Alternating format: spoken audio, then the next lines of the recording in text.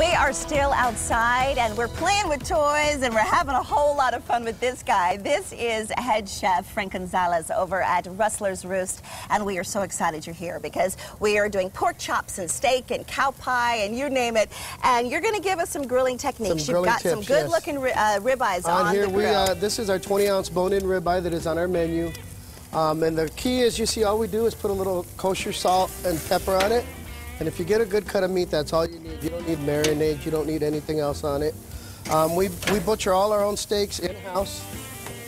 So we know we have a good cut of meat. For the folks at home, what you want to do is go to your butcher.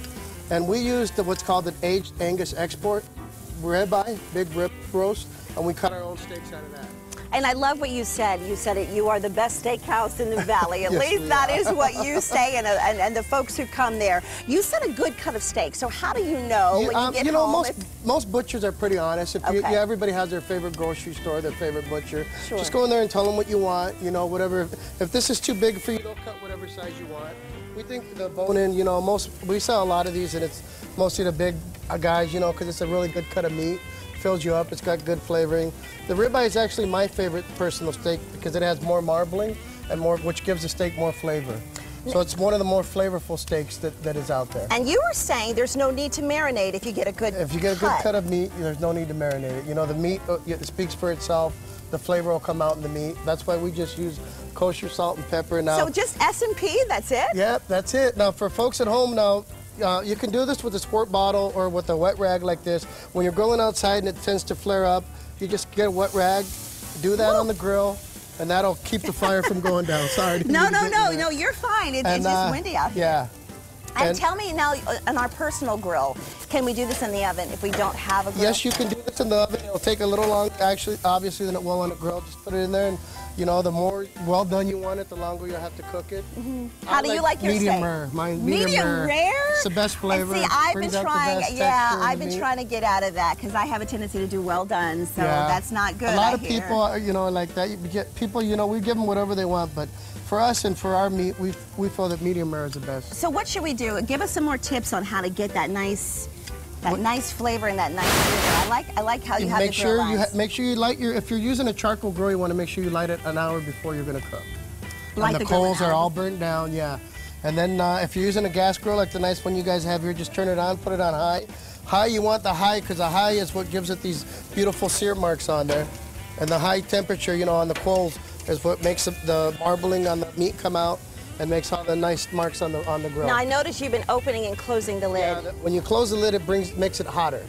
So it makes the grill stay hotter so it cooks the steak faster. Should we do that? Yeah, you want a hot grill to steer the steak when you put it on there, yeah. Okay. So leave it closed until you're ready to cook. Throw your steaks on there, close it.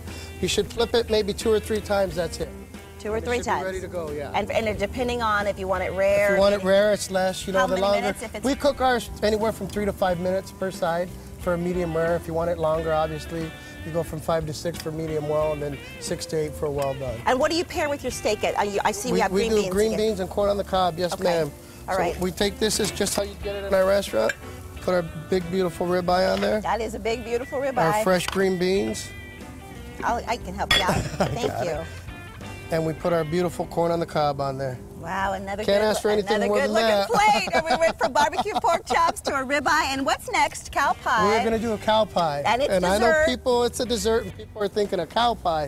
Believe me, you're going to love it. And if you've never been to Rustler's Rooste, in addition to just steaks, you guys have a lot. Your menu is pretty vast. We have a lot of ribs, chicken, seafood. Yeah, we have everything on the menu for everybody. And you're in Ahwatukee. We're in Ahwatukee. You know, I was thinking you were going to bring rattlesnake because that's a big one of your appetizers. That is. And do people really order rattlesnake? Yes, we serve quite a bit of rattlesnake. Over 2,000 pounds a year we serve rattlesnake. 2,000 pounds a year of rattlesnake. And your price point, roughly? It's, well, it comes as an appetizer with cactus fries and snake. For I believe it's $16.95. But what about just the meals in general? The most expensive thing on our menu is the 2-pound steak that's $32.95. And it's great for the family. You have a lot of fun. We're pretty family friendly in the pocketbook also. All righty. Well, the Rooste is a Valley tradition. You're going to want to check it out after you see the cow pie that's coming up. I appreciate you telling us all these great cooking techniques. You're welcome. We're going to be right back.